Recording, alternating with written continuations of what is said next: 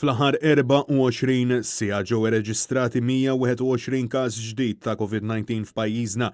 Dan kif mill-bidu tas-sena ġew irreġistrati 2305 każi ġodda tal-pandemija. Dan kollu tħabbar mill-Ministeru għas-Saħħa sabiex bekk il-każi totali minn Marzu l-hawn żiedu għal 15,079 fil-waqt li 127 persuna fiequ mill-virus bl-ammont totali ta' persuni mfejqa jiżdied għal 12,250. Ġimħabbar ukoll illi fl-aħħar 24 siegħa tilfet ħajjeta persuna oħra kawża tal-COVID-19 bekk il-vittmi totali jammontaw għal 235 b'16 il-fatalità fl-aħħar 14 jum.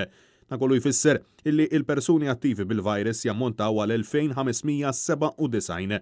Mill-189 każ imħabbartu lill-jum tal-erba' 42 persuna kienu infettati minn qraba li ttestjaw pożittiv preċedentement, 11 minn fuq il-post tax-xogħol, 9 każi minn kuntatt dirett ma' persuni pożittivi fil-waqt illi 12 każ minn attivitajiet soċjali. Dan ifisser illi 115 persuna ma jafux minn fejn jew minn min ġew infettati bil-virus. Intant, il-Gvern qed jibqa' jostor l-informazzjoni dwar kemm sissa waslu vaċċini fil-pajjiż minkejja id-domandi li qed isirulu mill-ġurnalisti sabiex jagħmel pubblika din l-informazzjoni, waħda illi il-poplu għandu dritt ikun jaf.